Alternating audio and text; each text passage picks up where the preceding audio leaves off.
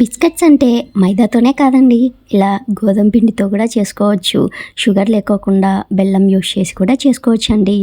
That eggless and tasty biscuits. దానికోసం 100 grams గోధుమ పిండి తీసుకొని కొంచెం సాల్ట్ వేసుకోవాలండి. తర్వాత బేకింగ్ పౌడర్ వేసుకొని ఈ మిశ్రమాన్ని అంతటిని బాగా కలుపుకొని పక్క పెట్టుకోవాలండి. ఈ బిస్కెట్స్ పిల్లలు పెద్దలు ఎవరైనా కూడా బాగా ఇష్టంగా తింటారు. ఇప్పుడు బటర్ 50 గ్రాములు తీసుకొని ఈ బటర్లోకి మనం బెల్లం కూడా 50 గ్రాములు తీసుకొని ఇవి రెండు బాగా కలుపుకోవాలండి. బటర్ బెల్లము బాగా కరిగిపోయి సాఫ్ట్ టెక్స్చర్ వచ్చేంత వరకు దీన్ని కలుపుతూనే ఉండాలి.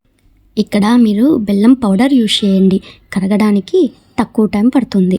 ఇప్పుడు వెనిలా ఎసెన్స్ వేసుకొని ఈ మిశ్రమాన్ని ఇంకొంచెం బాగా కలుపుకోవాలండి. వెనిలా ఎసెన్స్ వేయడం వల్ల ఆ ఫ్లేవర్ టేస్ట్ చాలా బాగుంటుంది. ఇప్పుడు ఈ బౌల్లోకి మనం డ్రై ఇంగ్రీడియంట్స్ అన్నీ కలిపి పక్కన పెట్టుకున్నాం కదా, ఆ పౌడర్ వేసుకుంటూ కలుపుకోవాలి. మీకు అవసరం అనుకుంటే మధ్యలో కొంచెం మిల్క్ కూడా యాడ్ చేసుకొని బాగా కలుపుకోవచ్చు.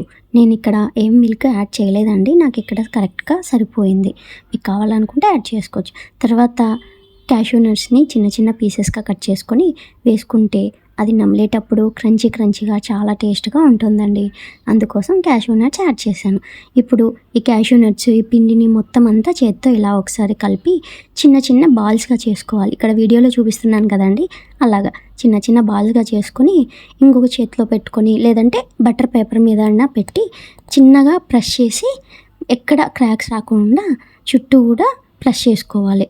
అప్పుడు బిస్కెట్స్ బాగా విరిగిపోకుండా వస్తాయి. ఇలాగే మిగిలిన పిండితో మొత్తంతో ఇలా ఉండలు చేసుకొని ఇలా ప్రెస్ చేసుకొని ఒక ప్లేట్లో పక్కన పెట్టుకోవాలి. వీటిని మీరు ఎయిర్ ఫ్రైయర్లో కానీ ఓవెన్లో కానీ కుక్ చేసుకోవచ్చండి, లేదా స్టవ్ మీద అయినా కుక్ చేయొచ్చు. నా దగ్గర ఎయిర్ ఫ్రైయర్ అవైలబుల్గా ఉంది కాబట్టి నేను ఎయిర్ ఫ్రైయర్లో చేస్తున్నానండి. ఫస్ట్ ప్రీహీట్ చేసుకోవాలండి. 160 degrees దగ్గర 10 minutes ప్రీహీట్ చేసుకొని తర్వాత ఇప్పుడు మనం తయారు చేసి పెట్టుకున్న బిస్కెట్స్ ఉన్నాయి కదండి, అవన్నీ ఇలా ఒకదాని తర్వాత ఒకటి ఇలా పెట్టుకొని 160 degrees దగ్గర 8 to 12 minutes దగ్గర హీట్ చేసుకోవాలి. అప్పుడు పర్ఫెక్ట్గా బేక్ అవుతాయండి. మీరు ఓవెన్లో కాకుండా స్టవ్ మీద అయితే అడుగు మందంగా ఉన్న పాత్ర తీసుకొని ఇసుక కానీ సాల్ట్ కానీ వేసుకొని ప్రీహీట్ చేసుకొని ఇది ప్లేట్లో పెట్టుకొని బిస్కెట్స్ కుక్ చేసుకోవచ్చు అండి. చూడండి ఎంత బాగా కుక్ అయ్యాయో బిస్కెట్స్. ఇవి తింటుంటే అచ్చం గుడ్డే బిస్కెట్స్ ఉన్నట్టు ఉన్నాయండి. టేస్ట్ అయితే చాలా బాగుందండి. వీడియో నచ్చితే లైక్ చేయండి. Please subscribe to my channel.